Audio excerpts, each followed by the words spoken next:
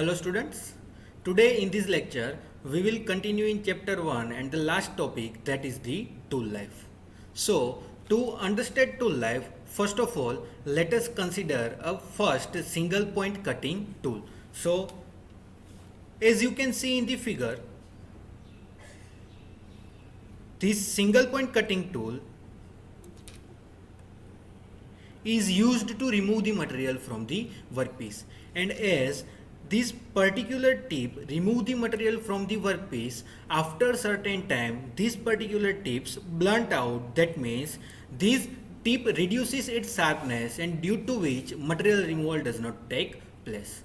So the time up to which this particular tip remains capable to remove the material from workpiece, that particular time is called as the tool life.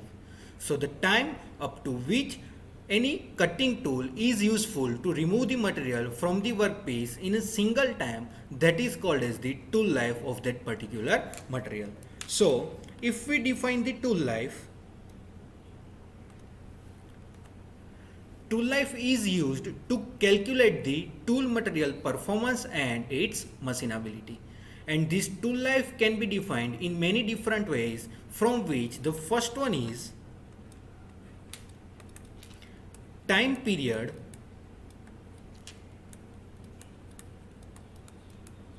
up to which single point cutting tool is useful to remove the material, and it is always considered in minute. Now the second way to consider the tool life, that is the amount of material removed or the volume of material removed from the workpiece, that is also considered as the tool life. So volume of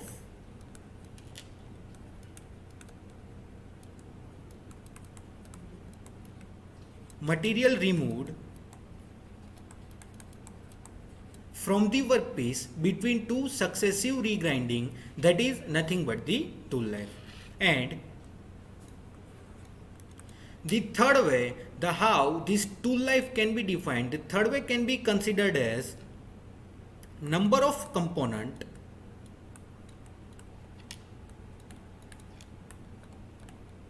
machined between regrinding.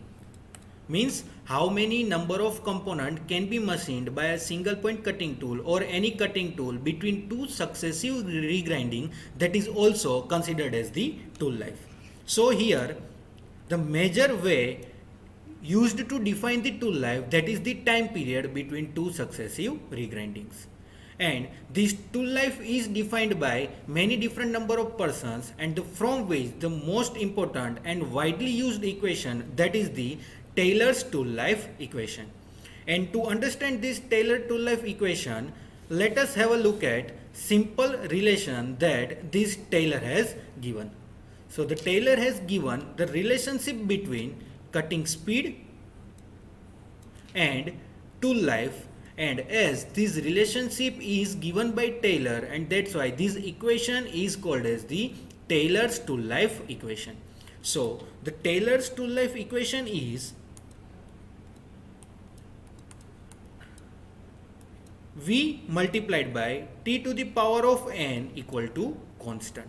So this is the relation obtained by Taylor, and this equation gives the relationship between cutting speed and the tool life.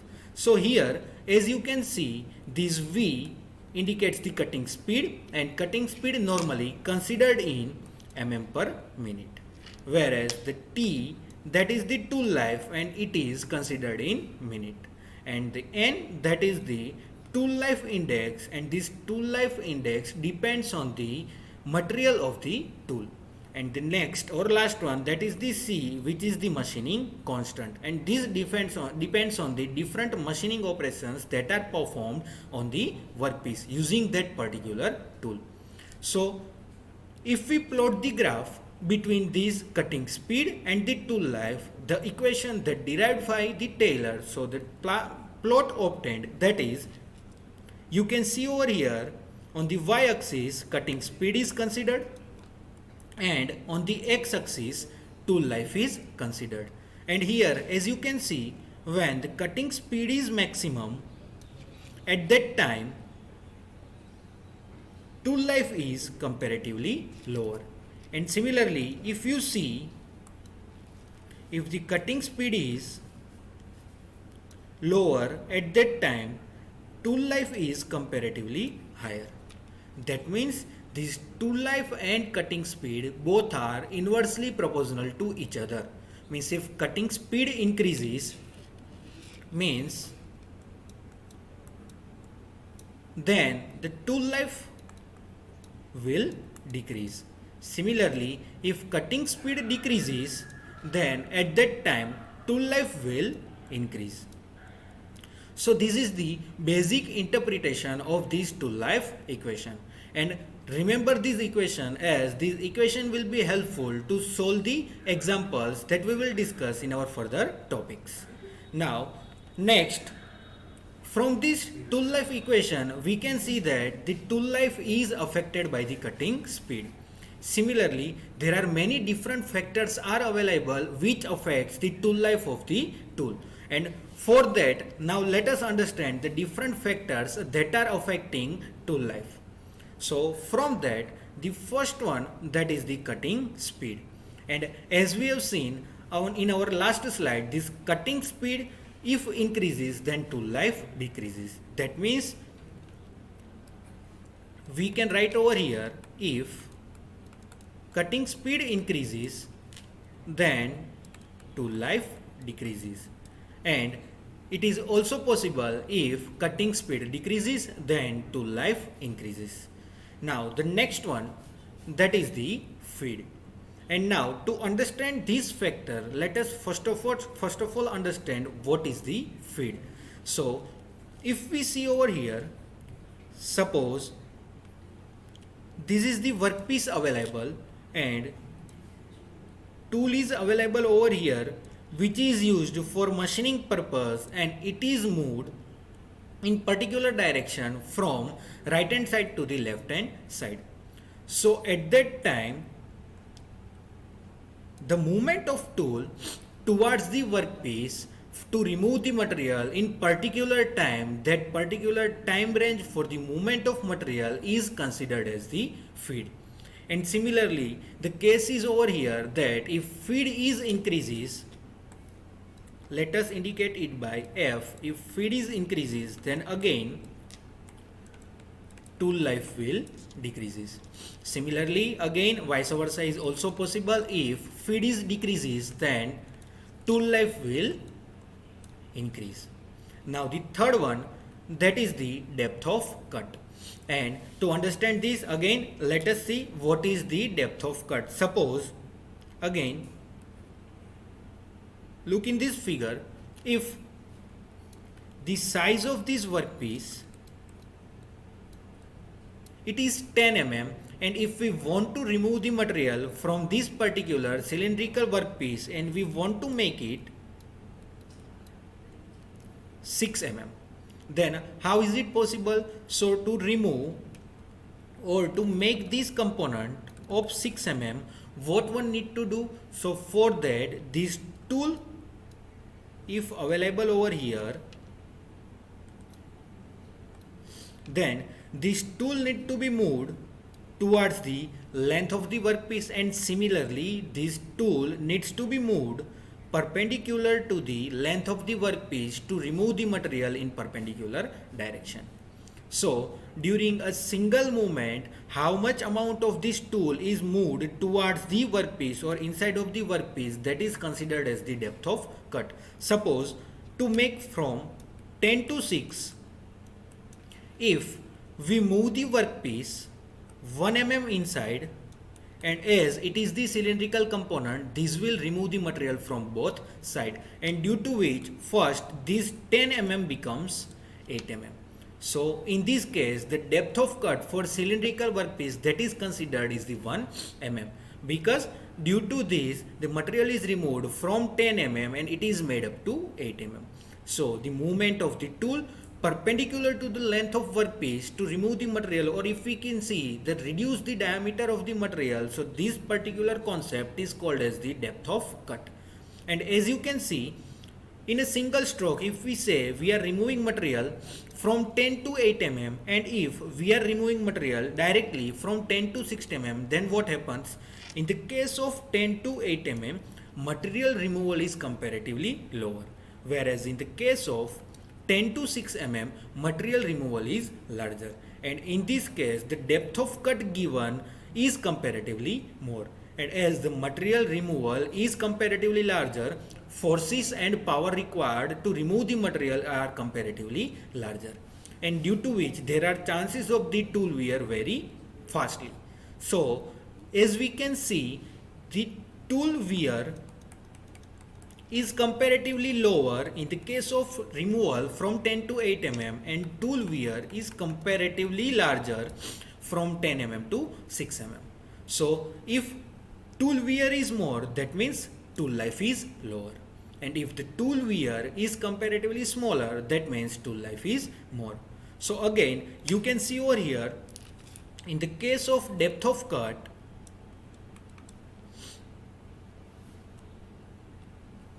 if depth of cut increases, at that time depth of cut increases, that means 10 to 6 mm directly, so tool wear increases and this tool life decreases. And again, it is also possible if depth of cut is comparatively lower, at that time the tool life is comparatively higher. So in three of these cases, that is cutting speed, feed and depth of cut, the tool life is inversely proportional. That means the increment in these particular factors result into decrease in the tool life. So considering all these factors, another equation is developed to consider all these important factors, and this equation is written as V into T raised to N, F raised to P and D raised to Q, that is equal to constant. So this is the another equation which gives the relationship between cutting speed, feed, depth of cut and the tool life. And here as you can see, V is the cutting speed, T is the tool life, F is the feed, D is the depth of cut,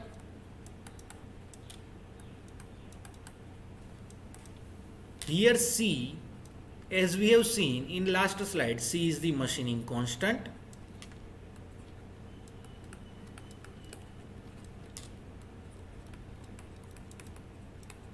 and these N, P and Q, these are the tool index, and these all tool index depends on the tool material. So these are the three main major factors which affect the tool life. So other than these, there are also different factors are available, from which the next one, that is the tool geometry. So if you can see what is the effect of tool geometry on tool lives. So for that we will consider two important angles. The first one, that is the rack angle, and second one, that is the clearance angle.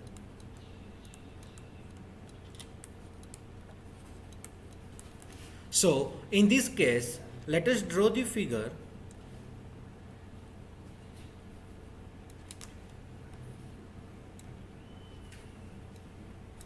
So in this figure, which is the rack angle? So as we have studied, as this horizontal makes the angle with this face, and this angle is called as the rack angle. So now let us have an example. If this rack angle increases, so increment in rack angle considered as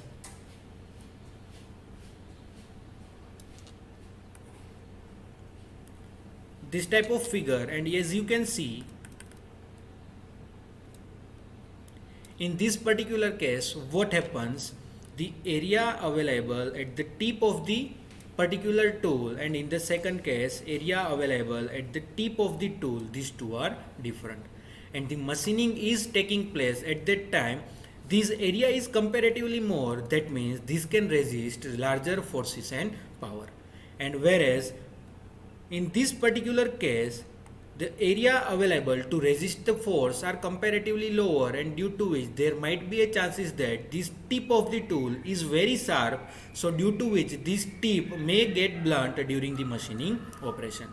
So now you can see over here, in the case of increase in rake angle, what happens, the tip of the tool may get blunt out easily.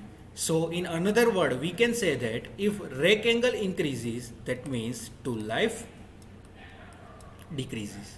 Now let us have another example for the same case if this rake angle decreases. So decrement in rake angle give us the figure like this.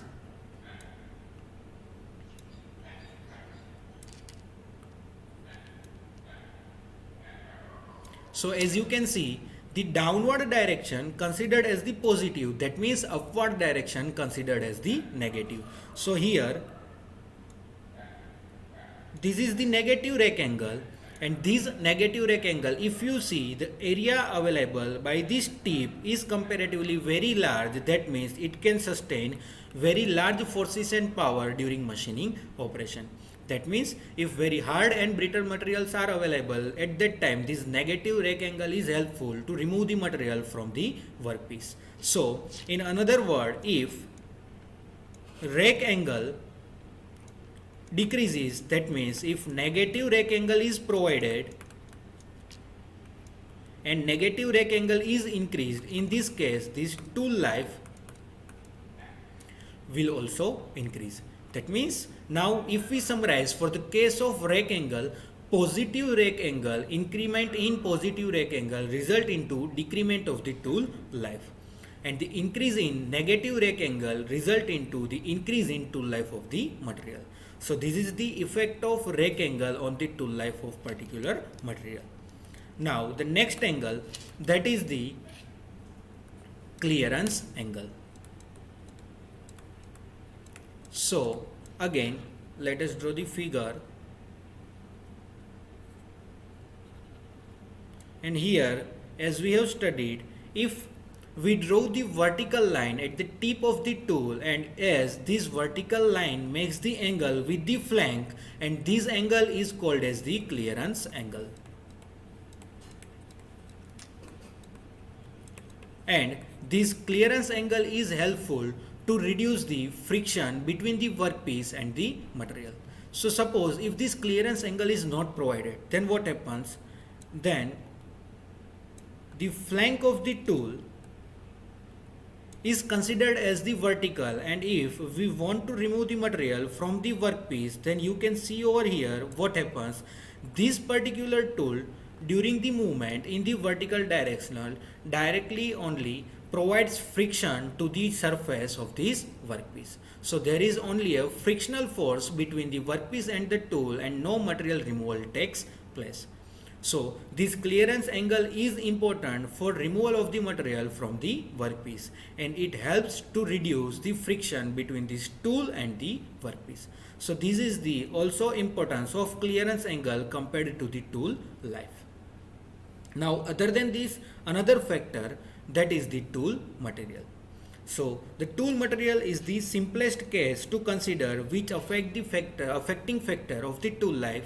So if the material of the tool is comparatively hard, and if the material of the tool is ductile, these are the two cases. Now if we see workpiece material is harder than the tool material. So if this is the case, now again I am saying, if workpiece material is harder than the tool material, then what happens? So this tool is not able to remove the material from the workpiece because the workpiece is comparatively harder, so there are no chances of removing of material. So the tool material needs to be selected based on the workpiece material available, and always keep in mind that the tool material needs to be comparatively harder than the workpiece material, because this will help to remove the material from the workpiece. Now the next case is similar to this of the tool material, and the next case this is the work material.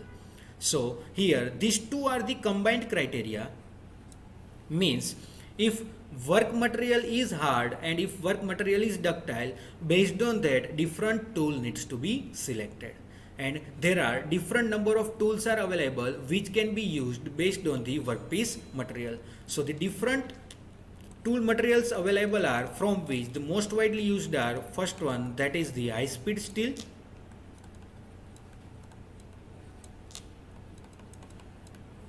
which is normally written as HSS. Now the second one that is the cemented carbide tool,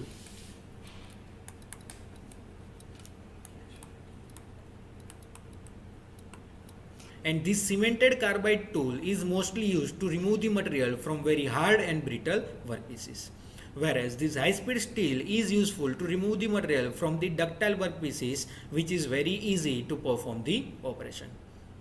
So other than this, the next factor that is the nature of cutting.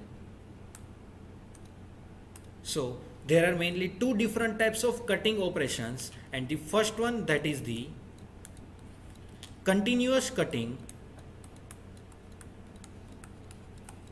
and second one that is the intermittent cutting. So this continuous cutting operation in which the forces and power are continuous during entire machining operation, whereas in the case of intermittent cutting there might be a chances that depends on the workpiece surface the forces and power required or the speed provided that are variable during the machining operation. So when there is a fluctuation in load or power supply during machining operation, at that time the tool failure chances are comparatively higher. So we can see that in the case of intermittent cutting operation, tool life is comparatively lower due to the fluctuation in forces and power required, whereas in the case of continuous cutting operation, the forces and power supplied are comparatively constant during machining operation, so at that time tool life is comparatively higher. So based on these different cutting operations also the tool life gets affected, so we need to consider an important cutting operation based on the requirement. And the last one or the most important factor again, that is the cutting fluid. So in the case of cutting fluid, simply as we know, this cutting fluid is supplied during the machining operation to remove the heat generated during that machining operation. So the supply of cutting fluid is most important to provide the good tool life during machining operation. So again, if we simply write, this supply of cutting fluid result into increment of the tool life. And if the cutting fluid is not supplied, so the higher heat is generated and which result into the blunt out of this tool particular. So cutting fluid supply is most important, and the supply of cutting fluid increases the tool life. So these are the major 8 factors which affect the tool life. So again, in simple normal way, if we consider, if all these parameter increases, then what is the effect on tool life? So again, if cutting speed increases, then tool life decreases. Similarly, if feed increases, then tool life decreases. If depth of cut increases, then tool life decreases. Similarly, in the case of tool geometry, let us consider, if rake angle or if positive rake angle increases, then tool life decreases, and if negative rake angle increases, then tool life decreases. Similarly, the clearance angle provision is important as it helps to remove the material. So that means if clearance angle is provided, this means tool life will increase.